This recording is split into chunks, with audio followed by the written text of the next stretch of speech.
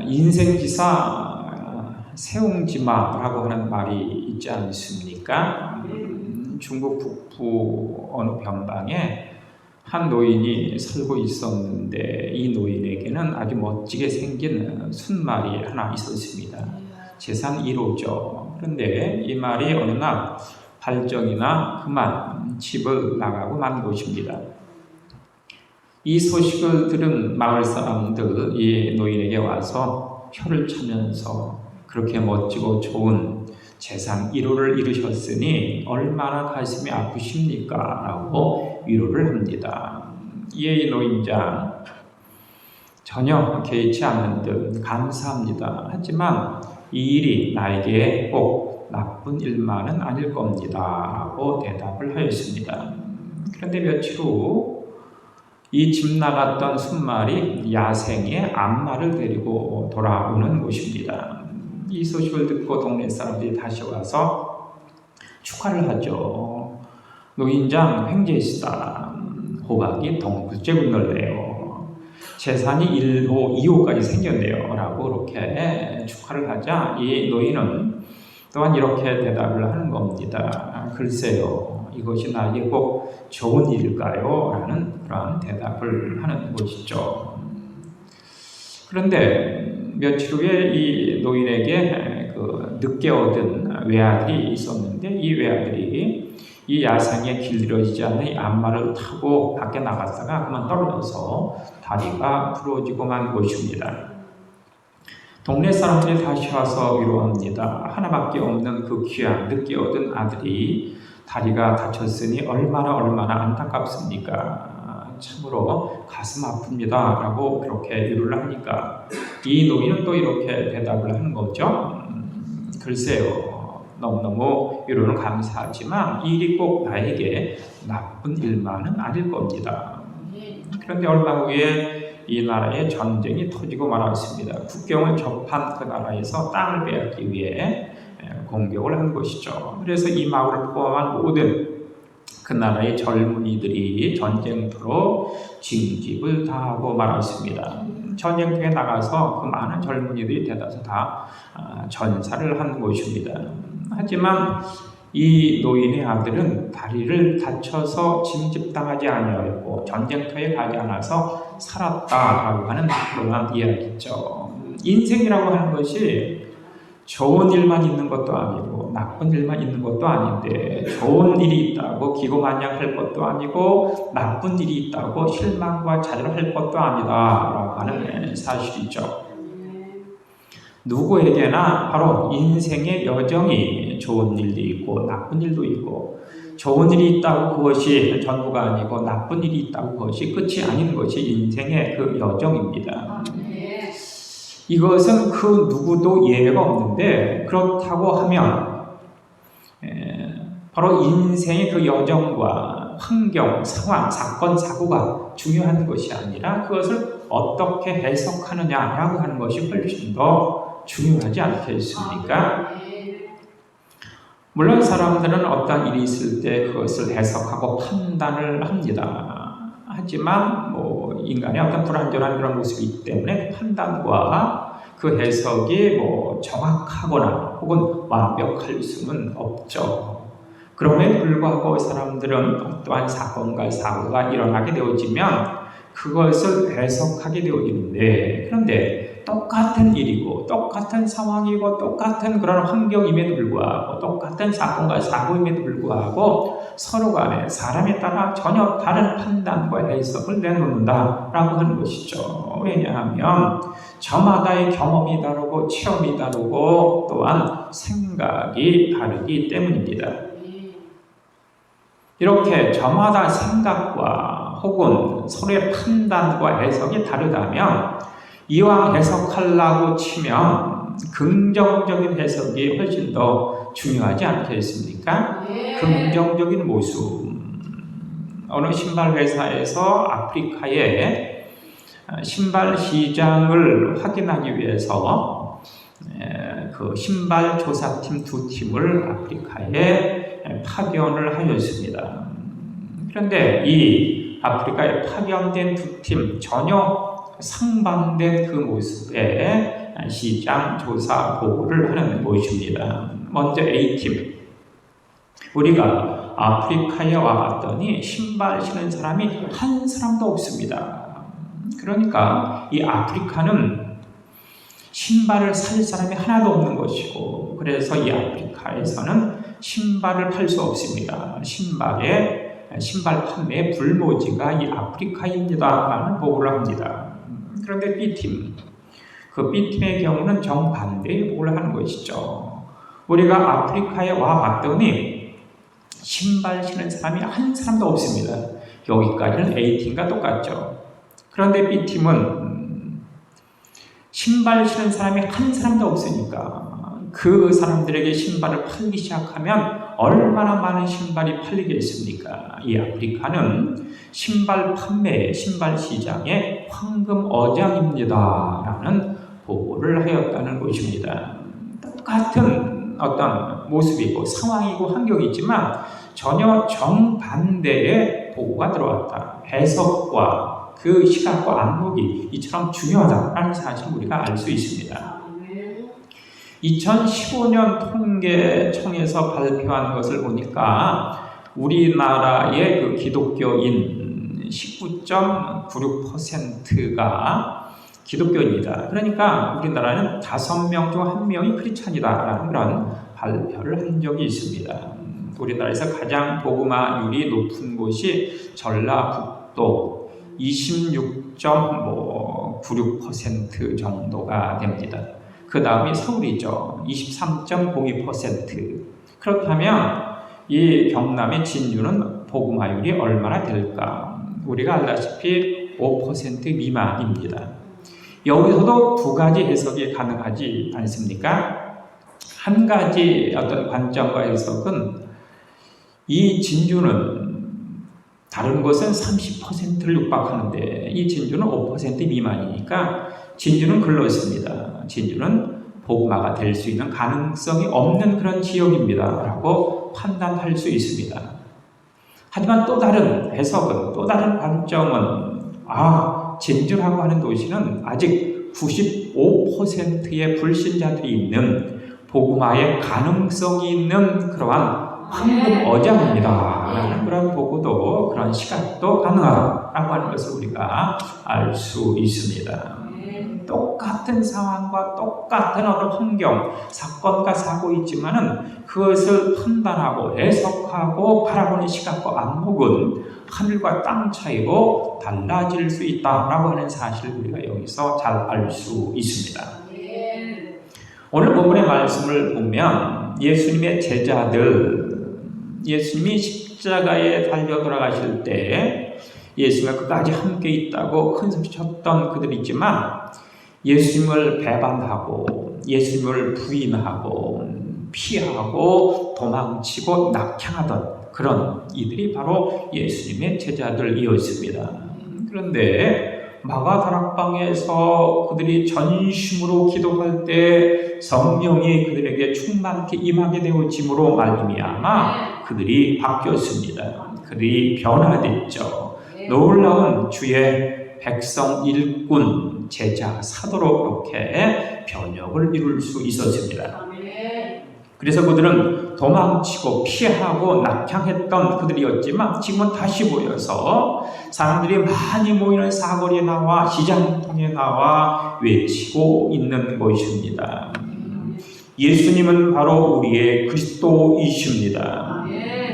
예수님이 하나님의 아들이신데 하늘에 높고 높은 보좌를 버리시고 낮고 낮은 이 땅에 육신을 입고 오셔서 우리 인류를 죄악에 빠지고 세상의 고통과 고난에 빠진 우리를 구원시키기 위해서 구원자로 찾아오셨는데, 그런데 그 예수 그리스도를 십자가에 못 박은 이들이 바로 당신들 유대인들 아닙니까? 이렇게 외치는 것입니다.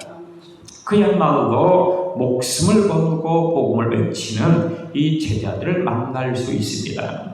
그러니까 이것을 듣고 분노한 그 유대인의 지도자들, 종교 지도자들, 사두개인들 혹은 바리새인들, 율법학자들, 이 기득권자들, 그들은 이 제자들의 이야기를 들을 수 없어서 그들을 붙잡아 다시는 예수님을 그리스도라고 전파하지 말아라 라고 그렇게 경고하고는 옥에 쳐넣어 버리고 말았습니다. 그래서 옥에 갇힌 줄 알았는데 하나님께서 이번에는 개입하셔서 하늘의 천사들을 보내 옥문을 활짝 열어주심으로 말미암아 이 제자들이 옥에서 나온 것입니다. 그런데 옥에서 나온 이 제자들이 다시금 사람들이 많이 모이는 사거리에 가서 시장통에 가서 다시 외칩니다.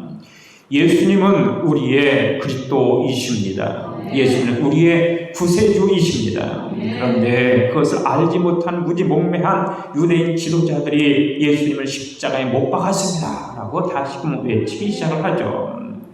이 사실을 안 이 종교 지도자들, 이 율법학자들, 이 기득권자들이 이 제자를 붙잡아서 이번에는 공회에 세운 것을 볼 수 있죠. 공회에 재판에 회부시킨 것을 볼 수가 있습니다.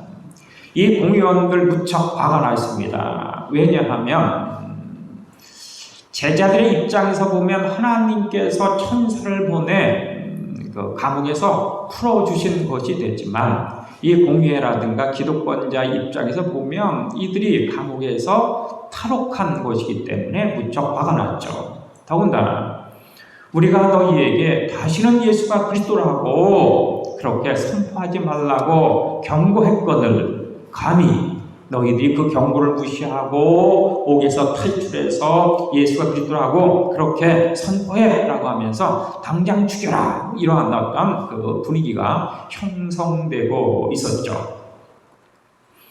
근데 이때 바리새인이요 그리고 이 공회에서 존경받는 율법학자였던 가말리엘이라고 하는 사람이 나서서 제자들을 잠시 밖에 나가게 하고는 그 성난 공회원들에게 이야기를 하는 것입니다. 여러분들 마음을 가라앉히고 내 말을 좀 들어보십시오. 우리가 드다와 갈릴리 유다를 알고 있지 않습니까? 이 드다라고 하는 사람 예수가 탄생할 즈음에 자신이 메시아다, 내가 구세주다라고 그렇게 설치고 다니던 사람 아니었습니까? 그때 많은 사람들이, 특별히 많은 젊은이들이 드다를 쫓아다니고 그들이 으쌰으쌰 하였는데, 그런데 이 드다가 죽임을 당하자 그 많은 사람들, 그 많은 젊은이들이 다 사라지고 말았습니다. 갈릴리 유다는 어떠합니까?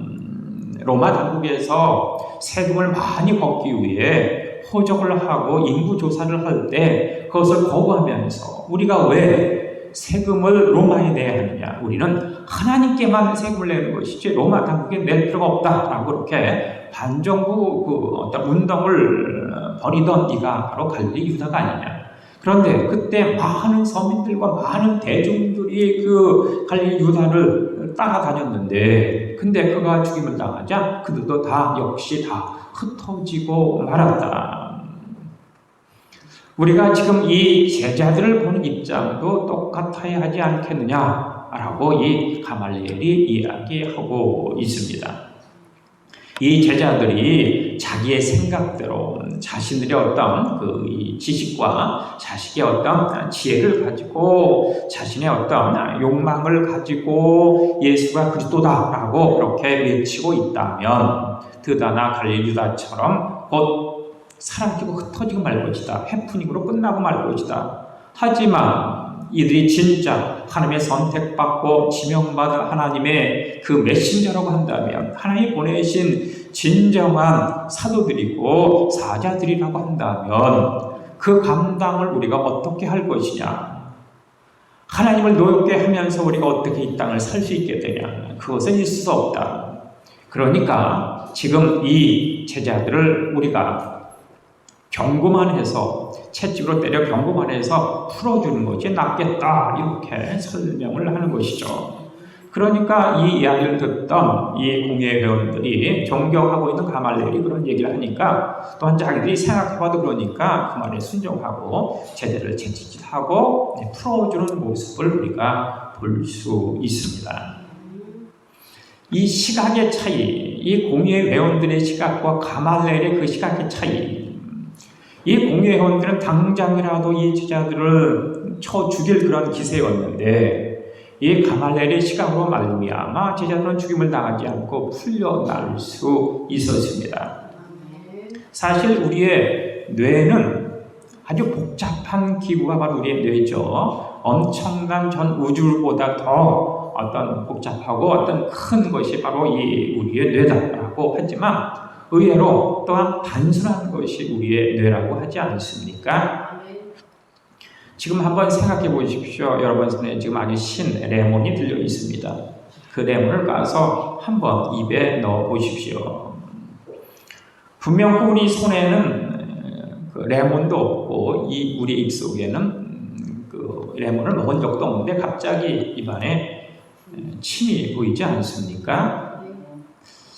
뇌는 이 신 레몬을 먹어본 경험이 있기 때문에 우리 손에 레몬이 없고 입안에 레몬이 없어도 그 침을 이렇게 발생케 하는 그것이 바로 뇌다라고 하는 사실이죠. 이 뇌라고 하는 것이 참으로 단순한 그런 어떤 모습을 갖고 있습니다. 그래서 행복해서 웃는 것이 아니다. 웃다 보니까 행복하다라고 하는 말이 성립이 되어지는 것입니다. 우리가 행복하면 물론 기쁘고 즐거워서 웃게 되는데 전혀 행복하지 않다라고 하더라도 우리가 웃고 즐겁다라고 이렇게 생각을 하면 내가 그것을 그대로 받아들여서 우리로 하여금 그래 나는 즐겁고 행복해 이렇게 만들게 되는 것이고 엔돌핀을 많이 이렇게 발생시켜서 우리가 진짜 아주 기쁘고 즐겁고 행복한 그런 모습으로 그렇게 이끈다라고 하는 사실이죠. 이 뇌라고 하는 것은 일의 어떤 현상이라든가 일에 대한 어떤 환경 혹은 사건과 사고에 어떤 집중하는 것보다도 그것을 해석하는 것에 훨씬 더 많은 비중을 두고 있다라고 하는 사실을 우리가 여기서 알 수 있죠. 나이가 들면 치매에 들게 되는데 이 치매로부터 벗어날 수 있는 방법이 있다고 합니다.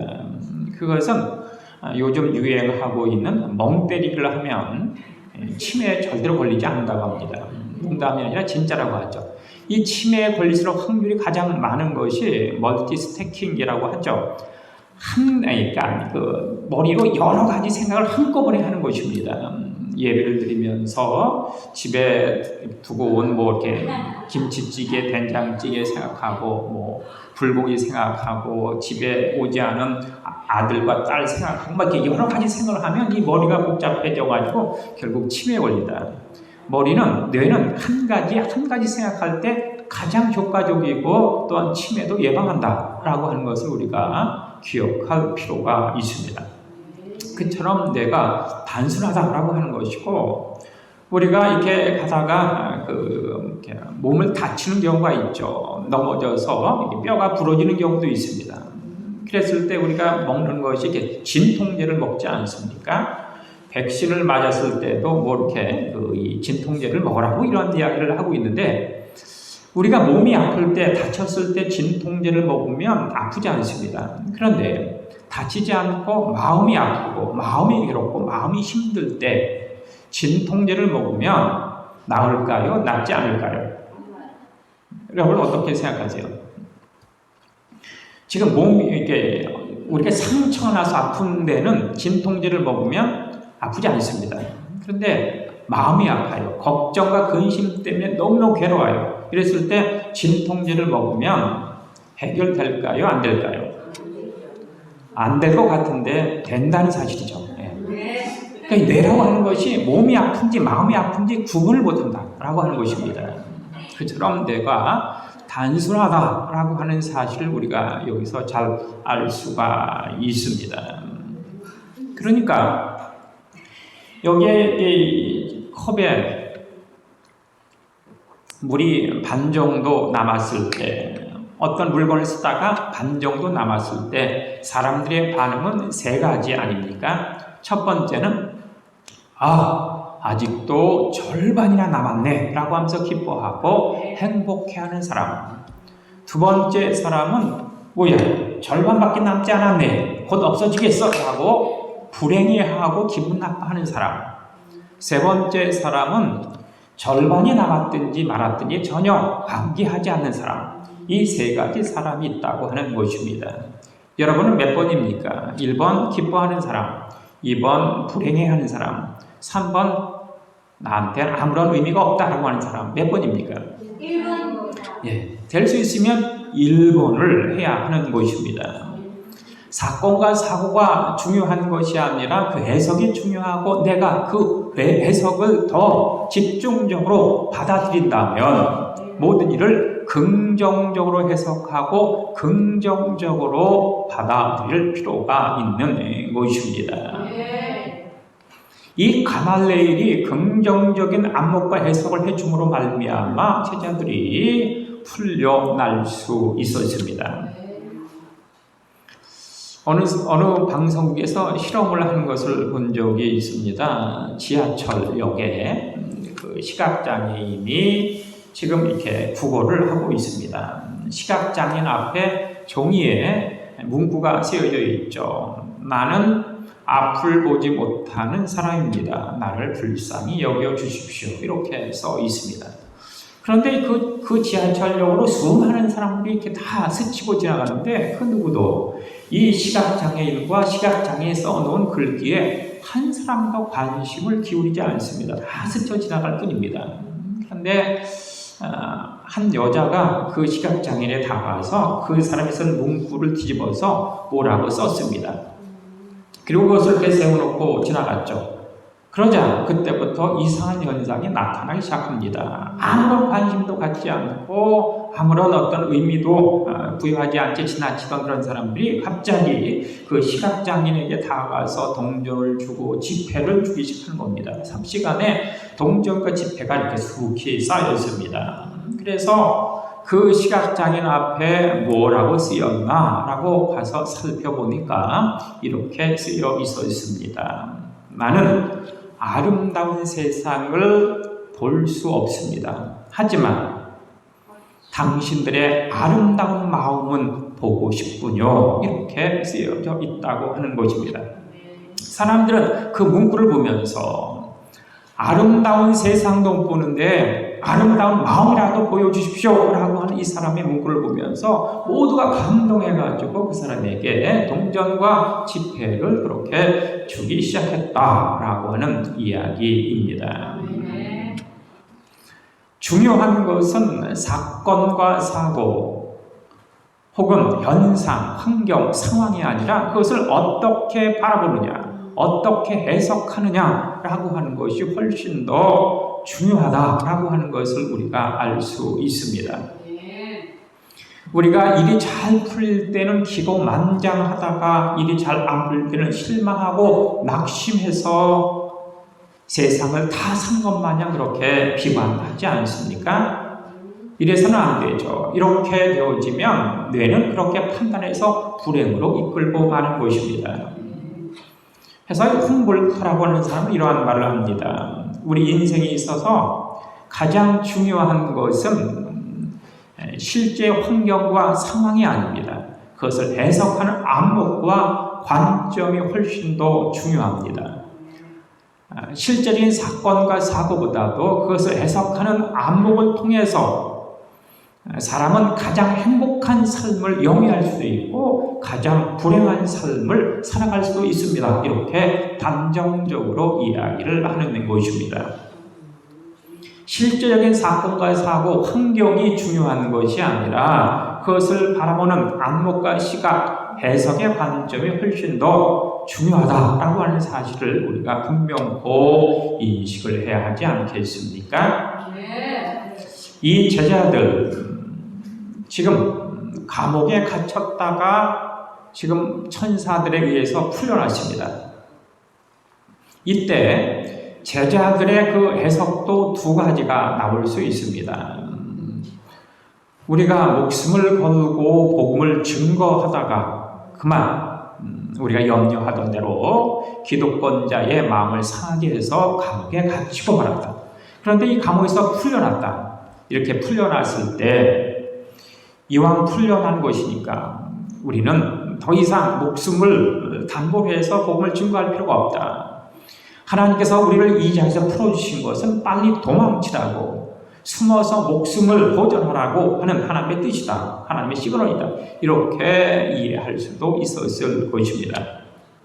하지만 이 제자들은 그렇게 이해한 것이 아니라, 하나님께서 우리가 복음을 전하다가 옥에 갇혔는데 다시 풀어주시는 것은 그럼에도 불구하고 너희의 사명이, 너희가 해야 할 목적이 바로 복음을 증거하는 것이 아니냐.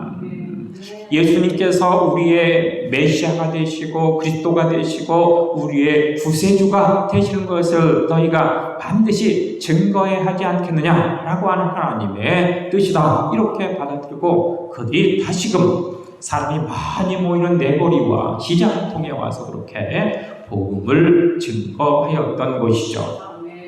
그렇게 됨으로 말미암아 그 복음이 전 세계로 그렇게 흩어졌고, 오늘 이 순간 우리들까지 복음을 위해서 우리가 예배하고 있는 것 아닙니까?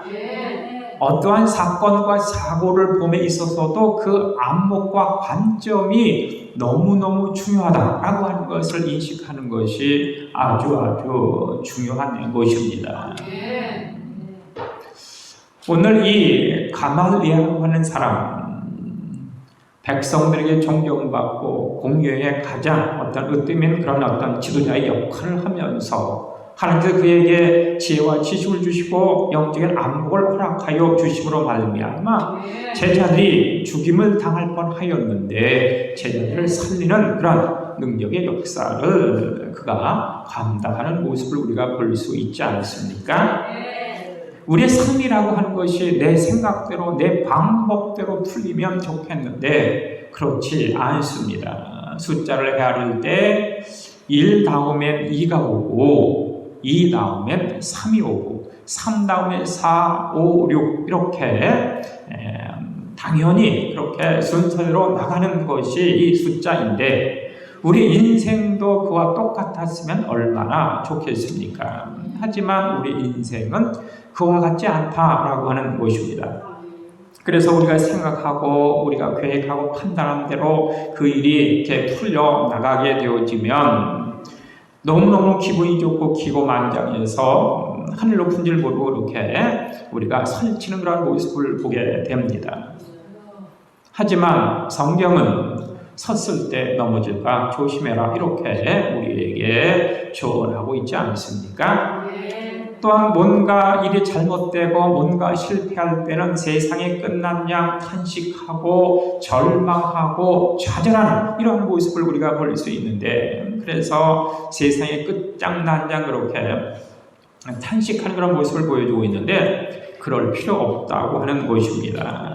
그 사건과 사고를 바라보는 시각과 안목을 가지고 다시 한번 미래와 내일을 향해서 전진하고 뛰어가고 달려가야 하는 것입니다. 중요한 것은 실제적인 사건과 사고 혹은 환경과 상황과 입장이 아니라 그것을 바라보는 안목이라고 하는 것, 해석의 관점이라고 하는 것입니다. 하나님께서도 역시 우리를 보실 때 마찬가지입니다.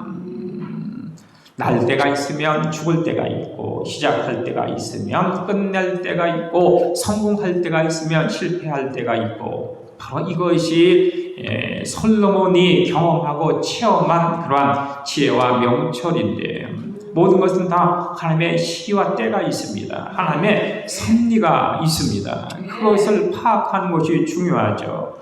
이 사건과 이 사고를 통해서 우리의 환경과 상황을 통해서 하나님께서 우리에게 원하시는 것이 무엇일까? 하나님의 시각은 무엇일까? 라고 하는 것을 볼 줄 아는 그런 안목이 우리에게 필요하다라고 하는 것입니다. 그러니까 나의 생각과 나의 방법과 나의 소견을 앞세우면서 그렇게 자충우돌 하면서 우왕좌왕 이리비틀 하며 세상을 다 이루냐 탄식할 것이 아니라 하나님의 나라와 의를 바라보면서 그렇게 전진해 나갈 필요가 있습니다.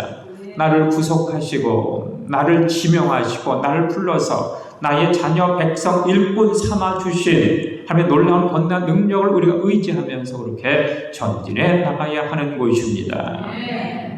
공중의 새를 보아라. 심지도 않고 거두지도 않고 창고에 모아들이지도 아니하되 하늘 아버지께서 기르시나니 하물며 너희일까 보냐. 믿음이 적은 자들아.